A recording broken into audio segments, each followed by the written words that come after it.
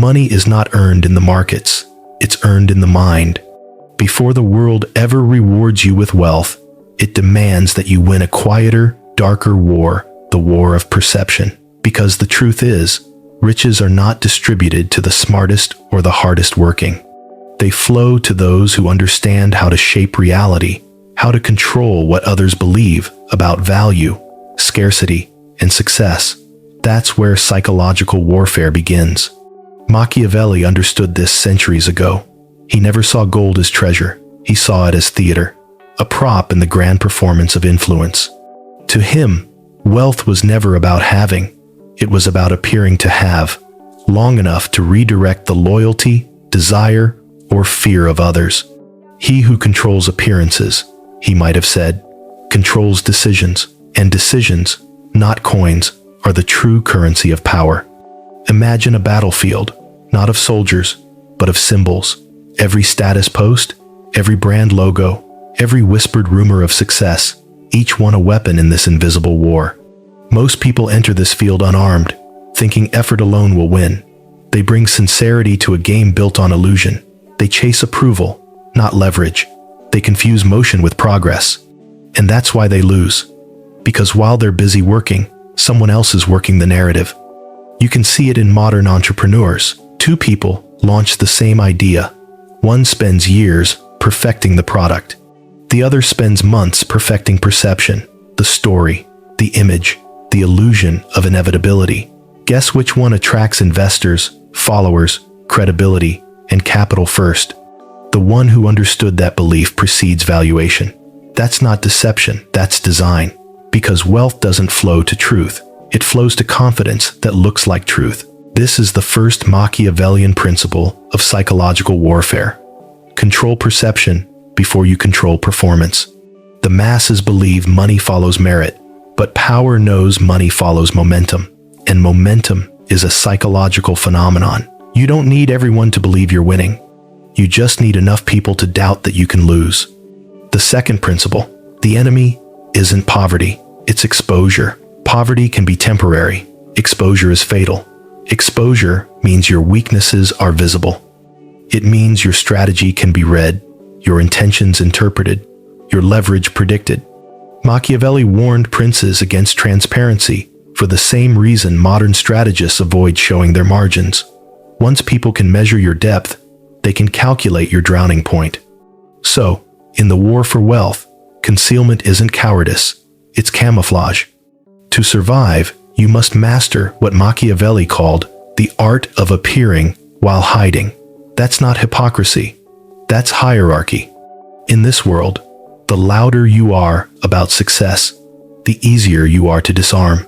True strategists walk quietly, letting others trip over their own noise. Consider the metaphor of the chessboard. The king moves slowly, deliberately. He's never the first to act. Every pawn that rushes forward without purpose becomes a casualty of impatience.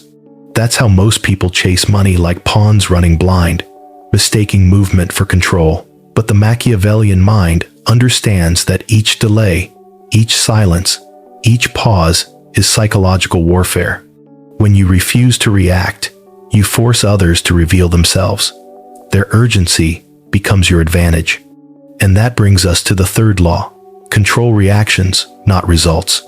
The average person fights for outcomes. The strategist fights for influence over emotion. You cannot always control what happens, but you can always control how others interpret what happens. That's what kings, CEOs, and manipulators have in common. They turn every event into theater, and every setback into narrative control. A storm hits your business? Let them think you anticipated it. A deal collapses? Let them think it was beneath you.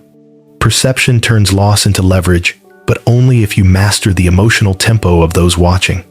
Machiavelli once observed that men are moved more by fear than by gratitude, and in wealth creation, the same holds true. Fear of loss, of exclusion, of missing the opportunity is the most profitable currency ever minted. Modern marketers call it scarcity. Machiavelli called it obedience. He would have smiled watching how easily people today sell fear disguised as value.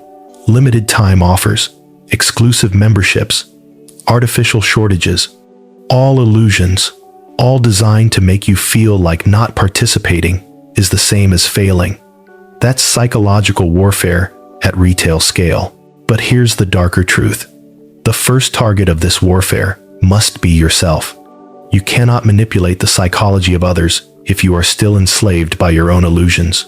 The need for validation, the fear of scarcity, the addiction to applause, these are your internal enemies. You cannot build wealth until you've conquered the impulses that make you chase it emotionally. Look at those who fail spectacularly after sudden success. Lottery winners, viral influencers, athletes who go broke after their prime. They weren't defeated by markets or taxes. They were defeated by unmastered psychology, the same forces they once thought money could protect them from. But money doesn't erase weakness, it amplifies it. It brings the battlefield into sharper focus. The Machiavellian, however, reverses this. He treats wealth not as comfort, but as a mirror. He uses it to measure which parts of his mind are still fragile. Does abundance make you reckless? Then you haven't mastered discipline. Does recognition make you arrogant? Then you've mistaken noise for respect. Does loss make you panic? Then you've built from insecurity, not structure.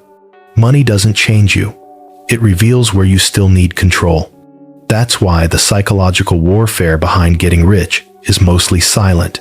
It's the war of restraint, the war of patience, the war of keeping your strategy invisible even when the world demands spectacle.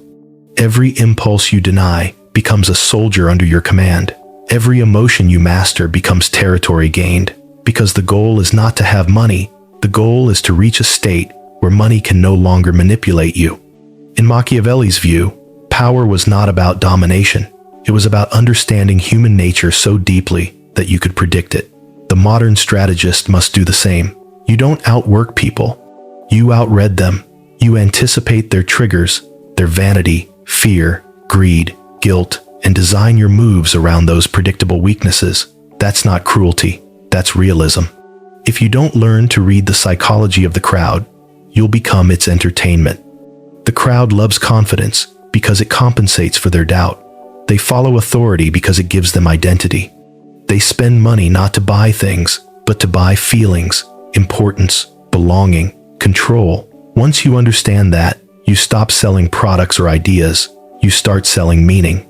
That's the hidden machinery behind wealth. Every brand, every empire, every powerful figure, they all trade in emotions disguised as economics. The poor sell time. The middle class sell skill.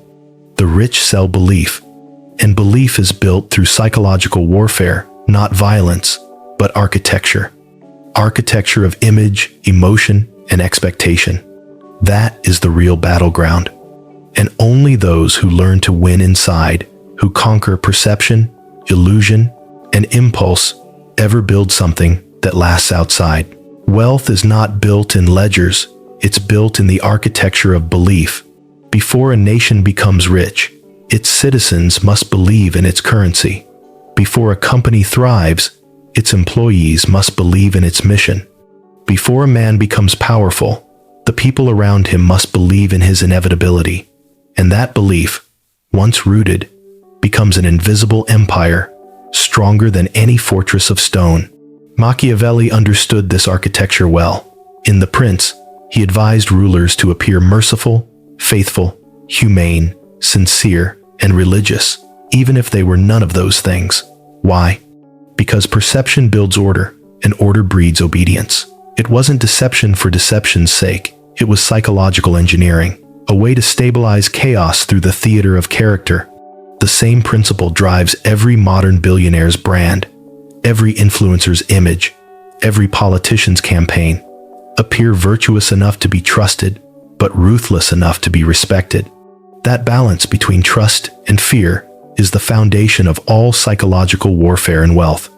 Too much fear, and people rebel. Too much trust, and they exploit you. The Machiavellian builder walks between them like a tightrope artist. He gives just enough access to create loyalty, but never enough to invite equality. Because the secret of power isn't generosity, it's controlled scarcity. You must always remain slightly out of reach, slightly mysterious, slightly beyond what they can fully decode. That's why the wise never explain their success. Explanation is exposure. The moment people understand how you do something, they no longer need you. A teacher can be admired, but a mystery is worshipped. The world does not bow to comprehension. It bows to awe. The Machiavellian knows this. He allows results to speak louder than revelations. He gives lessons through example, not instruction. His silence becomes his sermon. In modern business, this principle manifests in how the powerful structure their empires.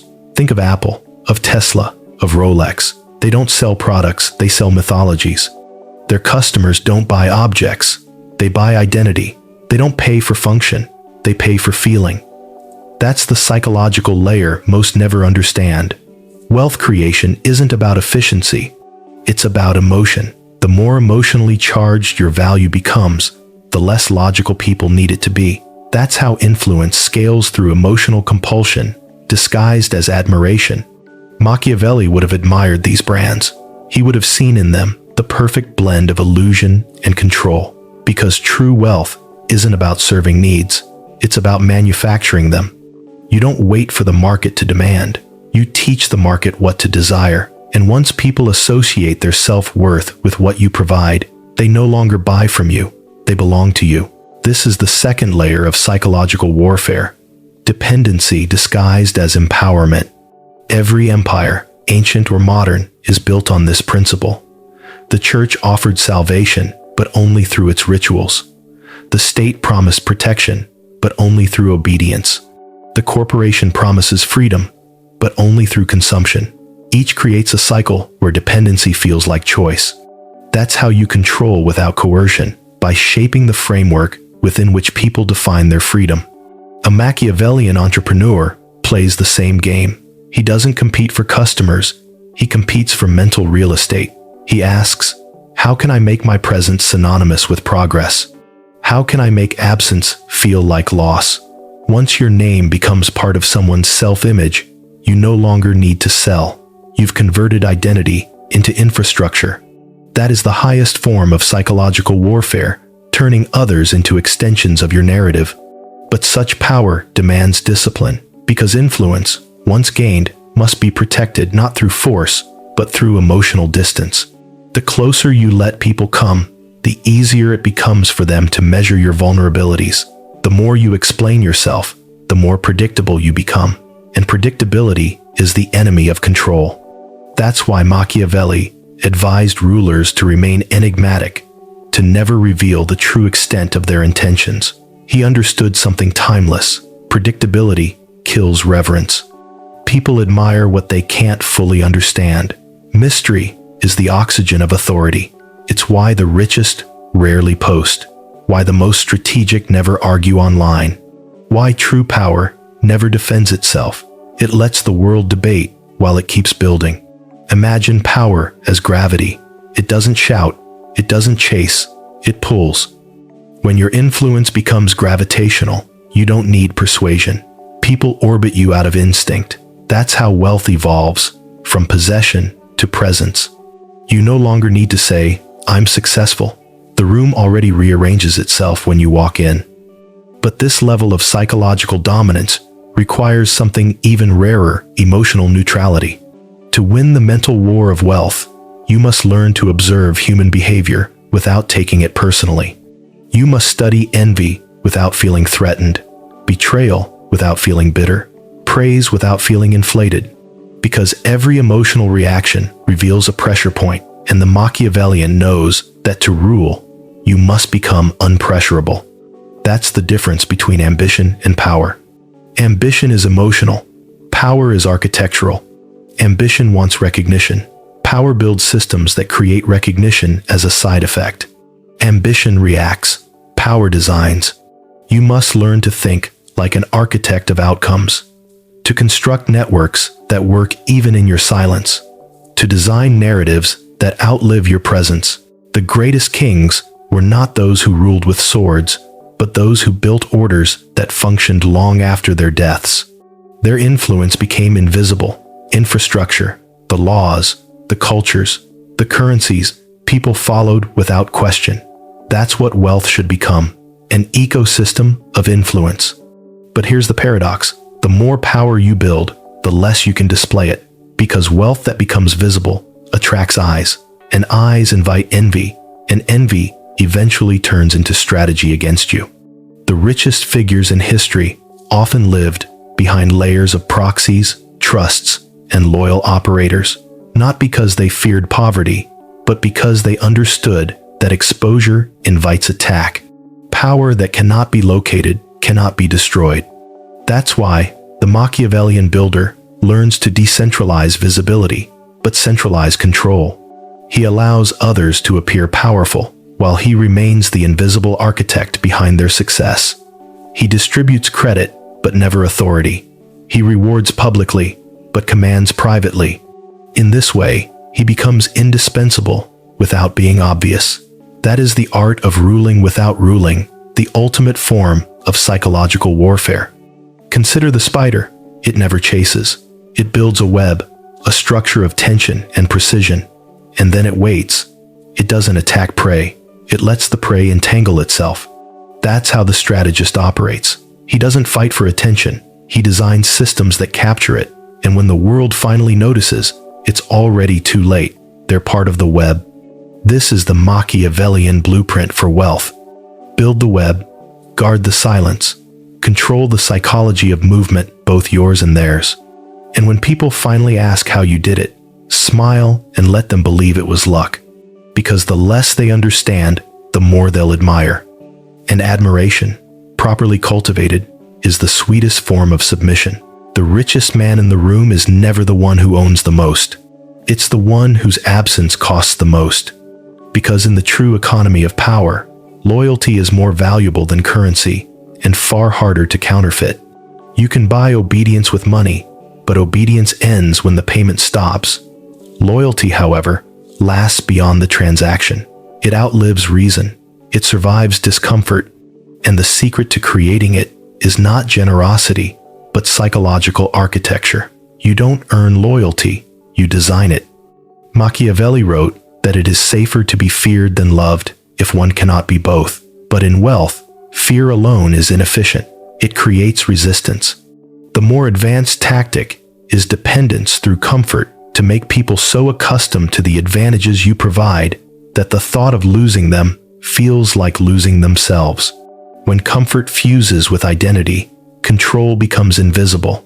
They obey not because you demand it, but because rebellion feels like self-harm. That's why modern power doesn't look tyrannical. It looks generous. Corporations give perks. Influencers offer opportunity. Mentors preach abundance. But beneath each act of kindness lies a subtle exchange, attachment for autonomy. The moment you need what another controls, you are no longer free, no matter how high your salary or how luxurious your lifestyle. The Machiavellian sees dependence as the highest form of domination. He doesn't need to chain you. He just gives you something you don't want to live without. That's how kings controlled nobles, how corporations control talent, how platforms control creators. It's the same ancient mechanism, only now. The currency isn't silver. It's validation, status, comfort, relevance. These are the modern leashes of loyalty. Imagine two generals. One rules through fear, he punishes disobedience. The other rules through provision, he gives land, titles, safety. Both achieve control, but only one creates emotional inertia. The soldier who obeys out of fear dreams of escape. The one who obeys out of gratitude fears his own independence. The second general wins the longer war. This is the third layer of psychological warfare. Own their sense of stability. You can't own a person's will, but you can own the conditions that shape it. That's why the powerful build systems that sustain others. When people realize their survival depends on your ecosystem, your business, your approval, your reputation, they stop negotiating. They start protecting your structure because it has become the scaffolding of their lives. Machiavelli warned rulers never to take away from people what gives them hope. In the modern world, the strategist reverses this wisdom. He gives people hope, but only in doses he controls. That's how modern leadership works. Offer opportunity, but make access selective. Give advancement, but make loyalty the price. Let people believe they are rising freely, when in truth, they are rising inside your design. That's the essence of Machiavellian wealth, not domination by force, but orchestration through emotion. Every empire, from ancient Rome to Silicon Valley, runs on this equation. The Senate believed it served Rome. In truth, it served the ambitions of the few who shaped Rome's identity. Employees believe they serve a mission. In truth, they serve the machinery of someone else's leverage. The most powerful illusion in history is voluntary servitude, people choosing the very system that limits them. The Machiavellian doesn't mock this, he studies it. Because he knows the same psychology can be inverted, used not to enslave others, but to protect himself. To master wealth, you must first master how loyalty fails. You must see through the masks of admiration, gratitude, and friendship. Money doesn't buy loyalty. It exposes its boundaries. Watch what happens when money enters a room. It rearranges behavior like gravity rearranges space. Suddenly, kindness becomes strategic. Respect becomes performance. Love becomes a transaction wrapped in sincerity. This is where most people collapse, mistaking emotional proximity for trust. But the Machiavellian never confuses warmth for loyalty. He tests it, subtly, surgically, and without warning. Offer a favor and watch how people treat it as a blessing or as a right.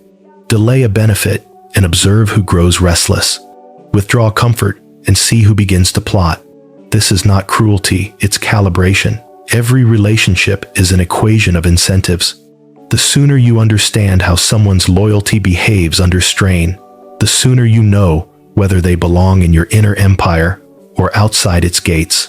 Loyalty built on gratitude decays when memory fades.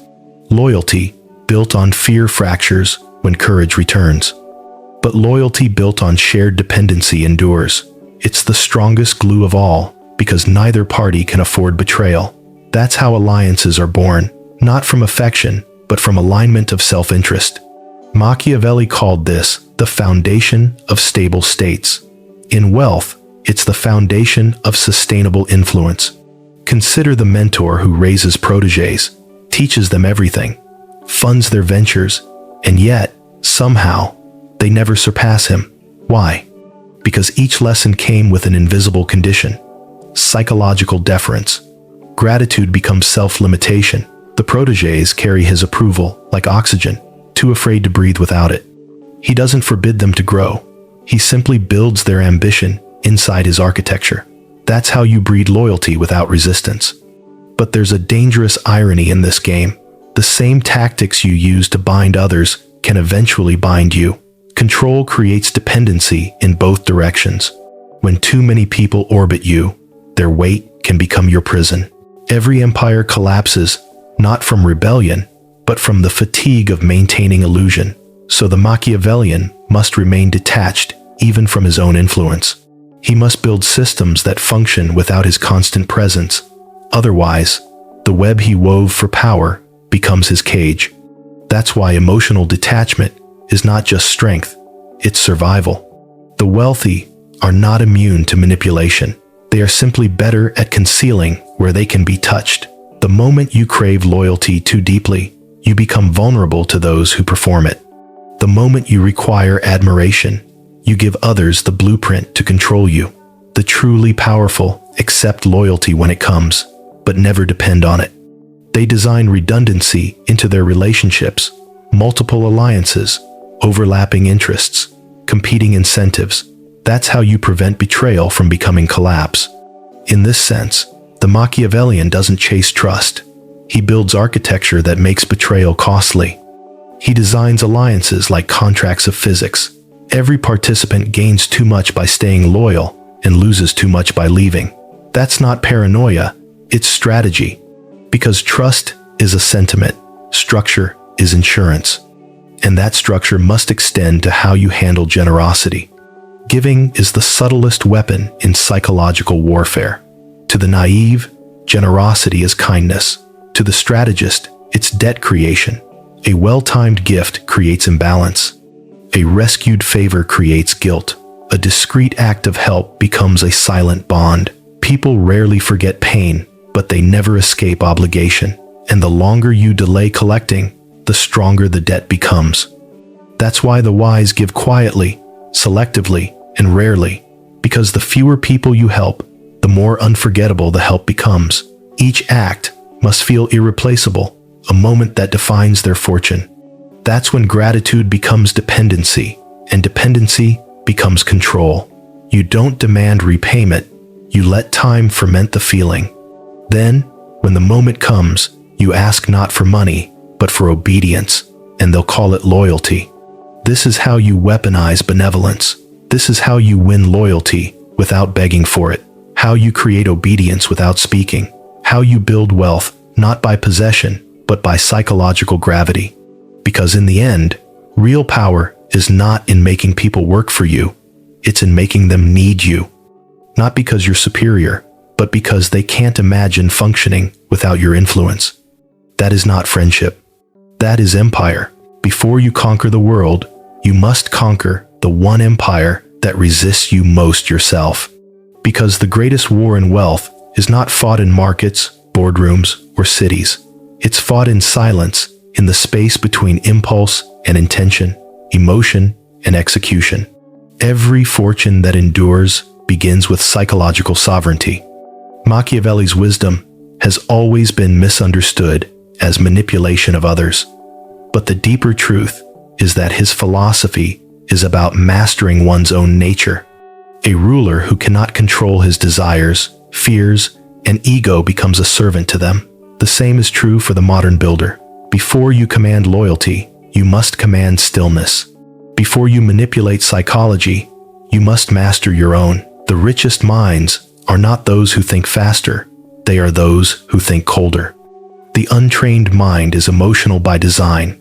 It craves validation, comfort, reassurance. It seeks pleasure and avoids pain, mistaking both for direction. But the Machiavellian understands that emotion is a negotiator sent by weakness.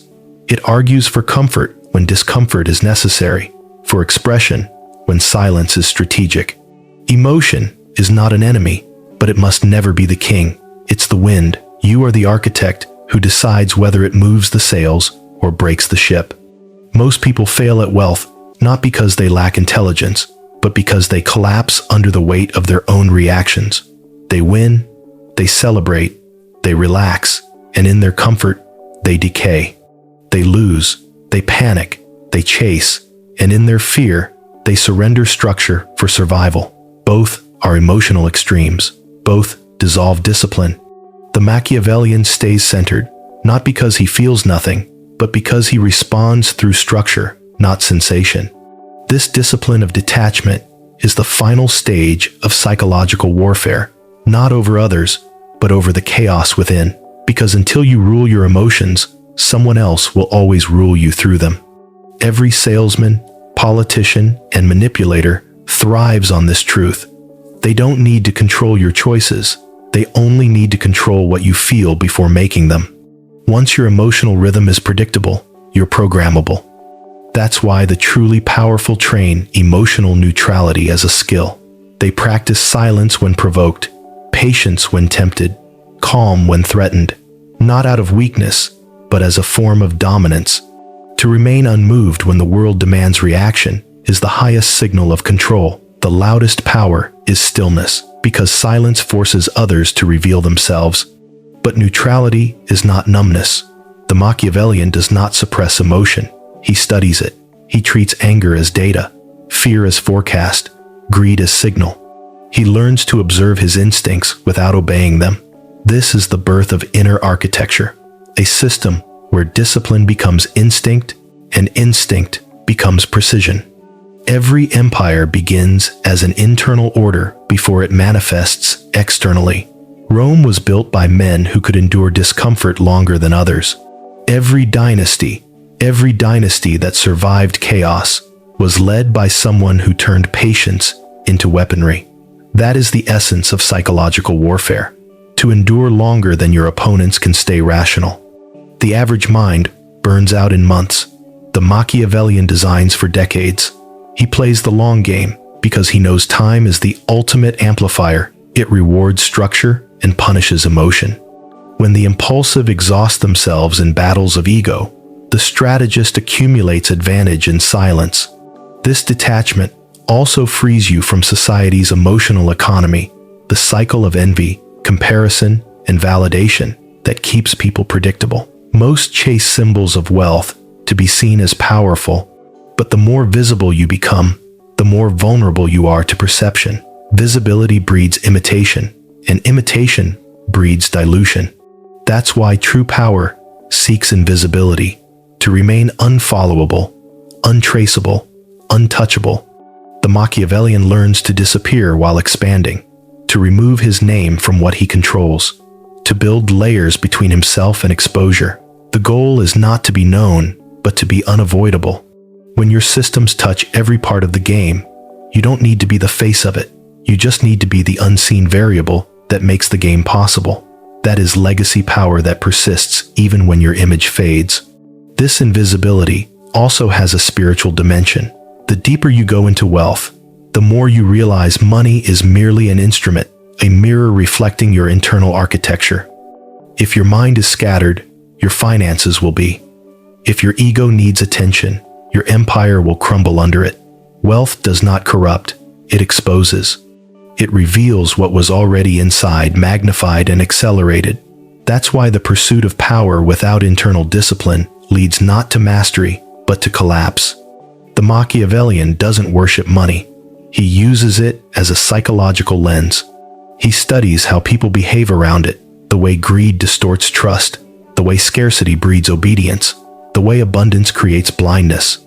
Through this lens, he learns the structure of human frailty, and then he removes it from himself. He does not chase. He attracts through alignment. He does not hoard. He circulates through control.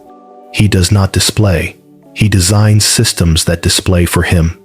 In this way, he becomes not just rich, but sovereign. His emotions obey his logic. His network obeys his structure.